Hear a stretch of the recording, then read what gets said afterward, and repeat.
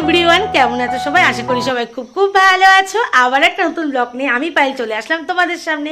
আর আমার পায়েল পেজ আর পায়েল ক্রিয়েশনে জানাই অনেক অনেক স্বাগত। তো আজ হচ্ছে শুক্রবার।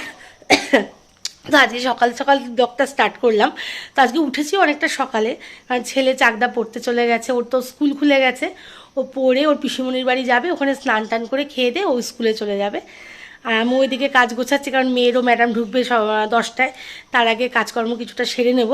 তো চলো কাজকর্ম গুছিয়ে নিই। আর তোমাদের দাদাভাই বাজারে গেছে, তো কি রান্না করব, কি বাজারঘাট আসে সেটা তোমাদের সাথে অবশ্যই শেয়ার করব।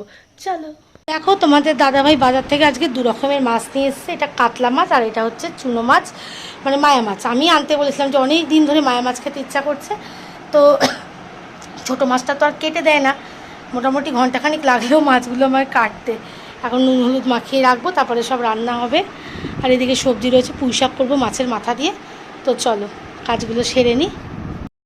তো দেখো, এই মাছটা না একেবারে মেখে টেকে বসাবো। অনেক দিন ধরেই আমার এইরমভাবে খেতে ইচ্ছা করছিল।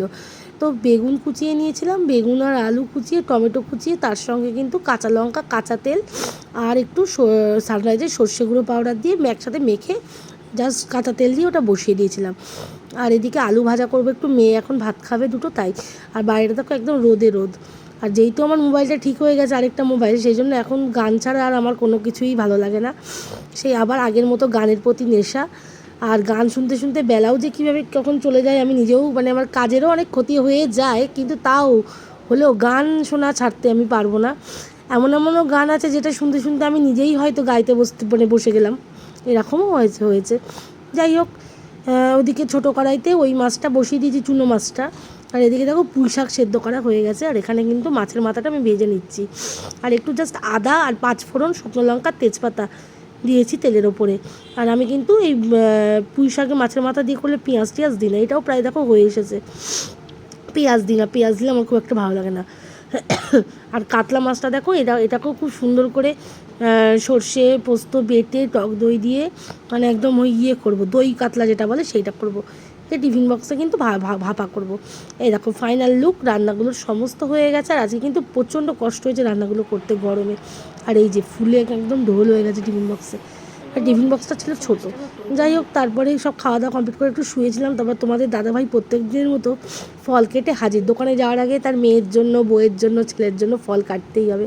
আর আমার তো আম কাটতে একটু ভালো লাগে না, আমি কোনোদিন আম কাটতে না, ভালোই লাগে না আমার। তোমাদের দাদাভাই কাটে, তাই খাওয়া হয় একটু। তালশাঁস নিয়ে এসেছিলো আর লিচু ছিল, এটা দিয়েই খাওয়া হলো বিকেলবেলায়। হঠাৎ করে দেখি তখন বাজে 8টা, সাড়ে 8টা, আবার বিদ্যুৎ চমকাচ্ছে, মেঘ ডাকছে। তাই ভাবলাম একটু জলটা ধরে নিই, কারণ যদি কারেন্ট চলে যায় জল থাকবে না। তো ওই দেখো বাইরে কীরমভাবে বিদ্যুৎ চমকাচ্ছে। আর ওই যে আমার ট্যাঙ্কিটা, এখান থেকে তোমাদের টর্চের আলোতেই দেখাচ্ছি।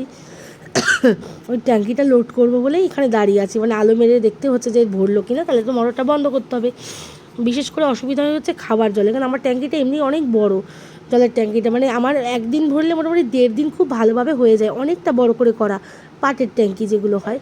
তো দেখো বিশাল বিদ্যুৎ চমকাচ্ছে, আর মেঘও ডাকছিল, কিন্তু বৃষ্টি ছিটে ফোঁটাও হয় না, এত গরম। একটু বৃষ্টি হলে তো তাও বুঝতাম যে না একটু বৃষ্টি হয়েছে। তো এই যে দেখো জল, খাবার জল পুরো ধরে রেখেছি। আর আলুগুলো বন্ধ করে রেখেছি, যেহেতু মোটর চালিয়েছি ওই জন্য আলুগুলো বন্ধ করে রেখেছি। যে ইলেকট্রিক বিলের তো একটা ব্যাপার তো থেকেই যায়।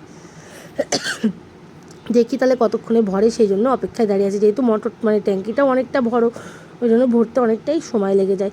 তো এবার এই কাজটুকু সেরে এবার পড়তে বসাতে হবে। ছেলে মেয়েকে পড়িয়ে উঠলাম, মানে মেয়েকেই পড়িয়েছিলাম, ছেলে পড়তে গেছিলো। উঠিয়ে একটুখানি শুয়ে পড়েছিলাম, এত ঘুম পাচ্ছে না, আর ভালো লাগছে না কিছু।